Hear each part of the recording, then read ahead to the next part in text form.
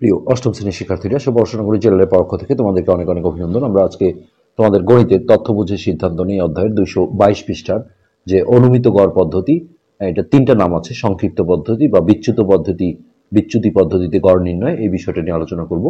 তো কোশ্চেনে যখন এই তিনটার যে কোনো একটা পদ্ধতি উল্লেখ করবে তখন আমাদের এই পদ্ধতিতে গড় নির্ণয় করতে হবে, এবং এই পদ্ধতিতে বলা হয় যে সবচেয়ে সুবিধাজনক গড় নির্ণয় করাটা। তো আগের পার্টে আমরা কিন্তু প্রত্যক্ষ পদ্ধতিতে গড় বের করা শিখেছি। তো সেই পার্টটা যারা দেখোনি, ভিডিও নিচে প্লে লিস্টের লিঙ্ক আমরা দিয়ে দেবো, সেখান থেকে দেখে নেবে। তো এইখানে এই পদ্ধতিতে গড় নির্ণয়ের সূত্র হচ্ছে গাণিতিক গড় এক্স বার সমান A plus summation F I U I by N গুণন এইচ। অর্থাৎ এখানে কোনটা কি, সেটা আমাদের জানতে হবে। এ হচ্ছে অনুমিত গড়, অর্থাৎ আমরা যে শ্রেণীর মধ্য মানগুলো বের করি সেখান থেকে আমাদের একটা কাল্পনিক অনুমিত গড় ধরে নিতে হবে। কিভাবে ধরবো আমরা দেখব। আর এফআই তো গণসংখ্যা, আর ইউআইটা নতুন এখানে আমাদের, আর এইচ হচ্ছে শ্রেণীব্যাপ্তি, আর এন হচ্ছে গণসংখ্যা। তো ইউআই এর দেখো একটা সূত্র আছে যেটাকে ধাপ বিচ্যুতি বলা হয়। এই যে ইউআই মানে হচ্ছে x i minus A by h. তো আমরা প্র্যাকটিক্যালি দেখবো, তবে তার আগে যেটা বলতে হয়, আগের পার্টে আমরা দেখিয়েছিলাম যে এই শ্রেণীব্যাপ্তিটা আসলে বইয়ে ত্রুটিপূর্ণ ছিল, আমরা কিন্তু সঠিকভাবে করে নিয়েছিলাম। তো বইয়ের অ্যান্সারের সাথে আমাদের ভিন্ন হলেও আমাদের কোনো আসলে এখানে করার কিছু ছিল না। তো কেন ত্রুটিপূর্ণ এটা আমরা এই চ্যাপ্টারে এই পার্টে আর বিস্তারিত আলোচনা করছি না, যার কারণে আমরা গত পার্টে কিন্তু এই যে এই টেবিলটা আমরা করে নিয়েছিলাম। তো আমরা এখন ট্যালি ছাড়া শুধুমাত্র এই দুটো ঘর দিয়ে অঙ্কটা সম্পন্ন করতে চাই। তো সেক্ষেত্রে আমরা দেখো এই আগের পার্ট থেকে এটা তুলে নিচ্ছি যে আমাদের লাভের পরিমাণ টাকায়, এটা একটা ঘর। তারপরে হচ্ছে দিন সংখ্যা, এখানে আমাদের আর ট্যালিটা প্রয়োজন হচ্ছে না, দিন সংখ্যা যেটা হচ্ছে গণসংখ্যা অর্থাৎ এফআই। তারপর এখানে আমাদের বাড়তি একটা ঘর লাগছে শ্রেণীর মধ্যমান, এটা আমাদের আগের সূত্রেও প্রয়োজন ছিল, শ্রেণীর মধ্যমান যেটা হচ্ছে এক্সআই। ওকে, তারপর এখানে আমাদের ধাপ বিচ্যুতি অর্থাৎ ইউআই, এটা প্রয়োজন হবে, ধাপ বিচ্যুতি, এটাকে ইউআই দিয়ে প্রকাশ করা হয়। তো ইউআই এর সূত্র হচ্ছে দেখো X I minus A by H, আর এইখানে হচ্ছে আমাদের এফআই আর ইউআই এই দুটো গুণ করে এখানে আমাদের বসাতে হবে। সো আমরা ওই আগের পার্ট থেকে এই শ্রেণী ব্যাপ্তিটা, এই শ্রেণী ব্যবধানটা এবং হচ্ছে যে এফআইটা গণসংখ্যাটা আমরা তুলে আনছি। তো প্রথমে আমাদের ছিল 555 থেকে 604, এখানে আমাদের গণসংখ্যা ছিল 2। এরপর ছিল 605 থেকে 654, এখানে আমাদের গণসংখ্যা ছিল 4। এর পরের শ্রেণী ব্যবধান ছিল 655 থেকে 704, এইখানে শ্রেণী দিন গণসংখ্যা ছিল আমাদের 5। এরপরে ছিল আমাদের 705 থেকে 754, এখানে আমাদের গণসংখ্যা ছিল 7। এরপর ছিল 755 থেকে 804 পর্যন্ত, এখানে আমাদের গণসংখ্যা ছিল 5। এরপর ছিল 805 থেকে 854, বইয়ের সাথে আমাদের মিলছে না, এটা কেন মিলছে না আমরা আগের পার্টে কিন্তু বিস্তারিত আলোচনা করেছি। আর এখানে আছে আমাদের 855 থেকে 904, এখানে আমাদের গণসংখ্যা ছিল 3। তো এইটা গণসংখ্যাগুলো টোটাল যোগ করলে এটা হচ্ছে এন এর মান, এখানে আমরা 30 পেয়েছিলাম। তো এখন মধ্যমানগুলো আমাদের কিন্তু আগের পার্টে যেগুলো বের করা ছিল, অর্থাৎ এই যে এই দুটো যোগ করে 2 দিয়ে ভাগ, এই দুটো যোগ করে 2 দিয়ে ভাগ, আর বারবার 2 দিয়ে ভাগ না করলেও হয়। এখানে শ্রেণী ব্যবধান যেহেতু 50 ছিল, একটা বের করে বাকিগুলো 50 যোগ করলে কিন্তু বের হয়ে যায়। তো এই দুটো যোগ করে 2 দিয়ে ভাগ করলে হয় 579.5। এরপরে এর সাথে আবারও যদি এই দুটো যোগ করে 2 দিয়ে ভাগ করো একই হবে, তবে তাড়াতাড়ি বের করার জন্য এর সাথে 50 যোগ করলে হয়। তো 50 যোগ করলে হবে 629.5, এর সাথে আবারও 50 যোগ করো 679.5, আবারও যদি এর সাথে 50 যোগ করা যায় তাহলে 729.5, এর সাথে 50 যোগ করলে হবে 779.5, এর সাথে 50 যোগ করলে হবে 829.5, আর এর সাথে 50 যোগ করলে হবে 879.5। এবার এই যে আমরা ধাপ বিচ্যুতি বের করব, তো এখানে দেখো xi তো আমাদের আছেই, এ বের করতে হবে। এ হচ্ছে অনুমিত গড়, অর্থাৎ এখানে আমাদের যে কাজটা করতে হবে শ্রেণীর মধ্যমান থেকে মাঝামাঝি একটা সংখ্যাকে এ অর্থাৎ অনুমিত গড় হিসেবে ধরতে হবে। তো এখানে দেখো 1 2 3 4 5 6 7টা আছে। তো বিজোড় সংখ্যক হলে হ্যাঁ দুই দিক থেকে আমরা যদি তিনটা তিনটা করে বাদ দিই 1 2 3, এদিক থেকে 1 2 3, তাহলে এইটাকে আমরা অনুমিত গড় হিসেবে ধরতে পারি, বা ছোট এ ধরো, ওখানে যেহেতু এ লেখা আছে এ। তো এক্ষেত্রে যদি জোড় সংখ্যক হয়, ধরো 6টা আছে, তখন কিন্তু দুই দিক থেকে সমানভাবে বাদ দেওয়া সম্ভব না। হ্যাঁ, তখন ধরো 6টা যদি থাকে, তাহলে এদিক থেকে 3টা আর ওদিক থেকে 3টা বাদ দিলে মাঝখানে কিন্তু কিছুই থাকবে না, 6টা। সো একদিক থেকে 3টা, একদিক থেকে 4টা বাদ দিয়ে হ্যাঁ ধরলেও আমাদের অনুমিত গড় হয়ে যাবে, এটা সমস্যা না। তো এবার আমরা দেখো ইউআই গুলো বের করব।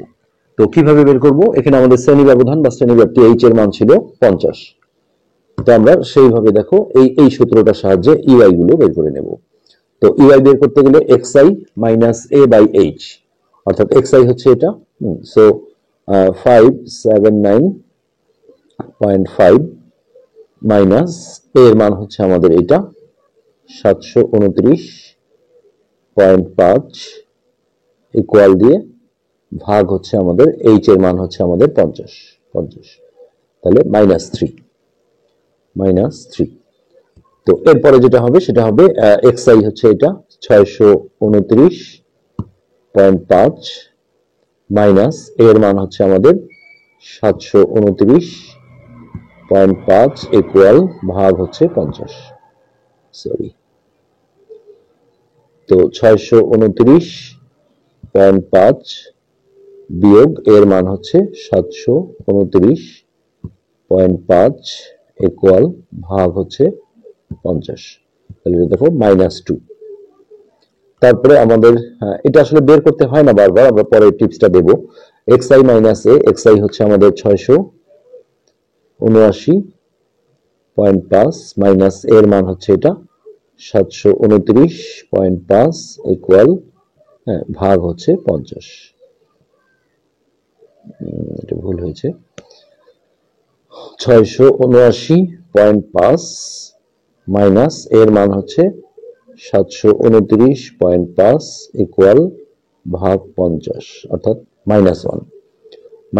আর এটা জিরো হবে কেন? দেখো xi এর মানও হচ্ছে 729.5, আবার এ অনুমিত গড়ের মানও এটা, তাহলে এটা থেকে এটা বিয়োগ দিলে জিরো হবে। 0/h এর মান হচ্ছে 50, 0 সামথিং করলে এটা জিরো হয়ে যায়।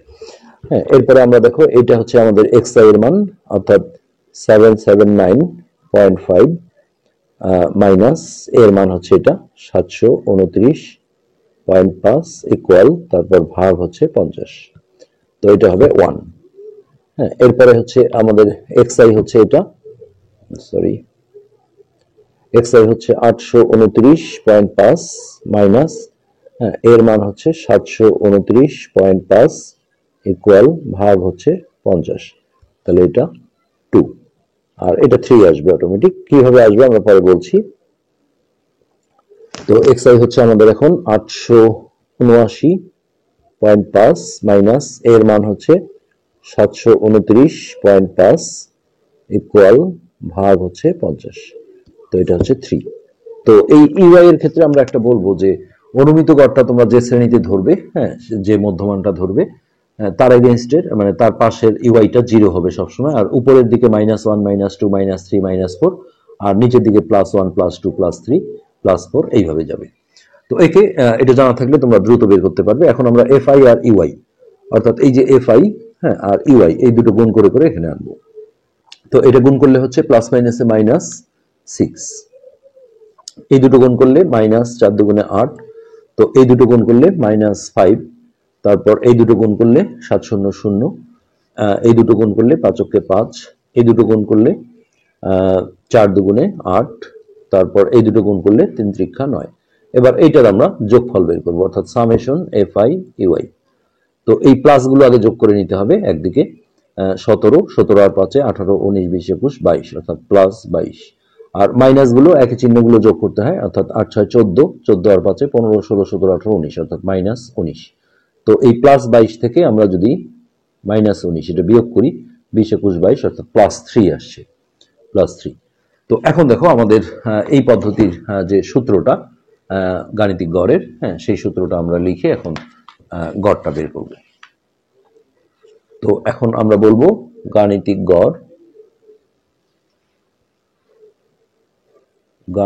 গড় এক্স বার সমান, এই সূত্রটা হচ্ছে A plus summation F I U I by N গুণন এইচ। অর্থাৎ এইখানে আমাদের দেখো অনুমিত গড় এ ধরা ছিল কত, সেটা আমরা নিয়ে আসি।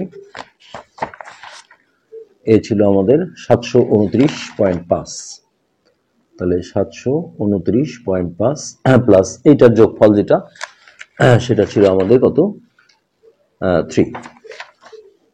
তো এটার মান হচ্ছে 3 বাই এখানে এন এর মান যেটা সেটা হচ্ছে 30 গুণন এইচ, অর্থাৎ শ্রেণীব্যাপ্তি ছিল আমাদের 50।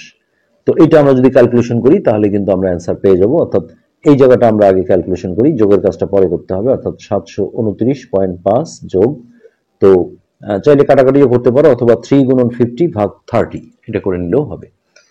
তো 3 গুণন 50 হচ্ছে 150 ভাগ 30, 150 ভাগ 30, তো এটা হচ্ছে 5, এটা পুরোটার ভ্যালু হচ্ছে 5।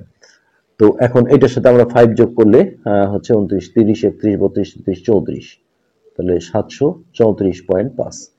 তো এখন দেখো এই পদ্ধতিতে আমরা তাহলে গড় পেলাম হচ্ছে 734.5। তো ইতিপূর্বে আগের পার্টে আমরা যেটা প্রত্যক্ষ পদ্ধতিতে গড় বের করেছিলাম, হ্যাঁ, সেইটা যদি আমরা একটু দেখি, তো এখানেও কিন্তু আমরা 734.5 পেয়েছিলাম। কিন্তু বইয়ের উত্তরে যেটা হয়েছে, যেহেতু শ্রেণী সংখ্যাটা ত্রুটিপূর্ণ ছিল, আমরা বারবার বলছি, আগের পার্টে আমরা বিস্তারিত বলেছি, তো এখন এই পদ্ধতিতে তাদের আসছে 730, আর আগের হচ্ছে যে প্রত্যক্ষ পদ্ধতিতে 730 আসছে। তো আমাদের কিন্তু একই অ্যান্সার আসছে, যা আমাদের আসছে 734.5। তো এখন এইখানে যেটা বলা হয়েছে যে এই যে দুই পদ্ধতিতে আমরা বিন্দু মাসির যে লাভের যে গড় বের করলাম, তাহলে দুইটা পদ্ধতিতে একই আসছে, কিন্তু তারপরেও কোন পদ্ধতিটা সুবিধাজনক। তো আমরা এখন যে পদ্ধতিটা করলাম আজকের পার্টে, যেটাকে বলা হয় অনুমিত গড় পদ্ধতি, সংক্ষিপ্ত পদ্ধতি, চারটা নাম, সহজ পদ্ধতি অথবা বিচ্যুতি পদ্ধতি। তো এই পদ্ধতিতে বলা হয় যে সুবিধাজনক, কেননা এখানে যে হচ্ছে যে সংখ্যাগুলো আসে সেগুলো তুলনামূলকভাবে আগের প্রত্যক্ষ পদ্ধতির তুলনায়, হ্যাঁ, সংখ্যাগুলো ছোট ছোট থাকে, যার কারণে যোগ বিয়োগ গুণ ভাগ করাগুলো অনেকটা সহজ হয়। হ্যাঁ, তো এই কারণে এটা সহজ হয় এবং এটা নির্ভরশীলতা বেশি। এই কথাগুলো এই যে এখানে বলতে হবে কোন পদ্ধতিটা বেশি নির্ভরযোগ্য এবং সহজ। তো আশা করি এই পার্টগুলো বুঝতে পেরেছো। আজকের পার্ট আমরা এখানেই শেষ করছি। আমাদের বইয়ের উত্তরের সাথে মিললো না একটাই কারণে, যে এখানে 730 আসছিল, হ্যাঁ, কিন্তু এই দুই পদ্ধতিতে উত্তর কিন্তু একই আসছে, আমাদের আসছে 734.5। হ্যাঁ, কিন্তু বইয়ের শ্রেণী ব্যবধান বা শ্রেণী ব্যাপ্তিটা একটা ত্রুটিপূর্ণ ছিল, এটা আমরা গত পার্টে কিন্তু একদম বিস্তারিত আলোচনা করেছি। তো নেক্সট পার্ট থেকে আমরা মধ্যক নিয়ে আলোচনা করব। আজকে আমরা এখানেই শেষ করছি। ধন্যবাদ।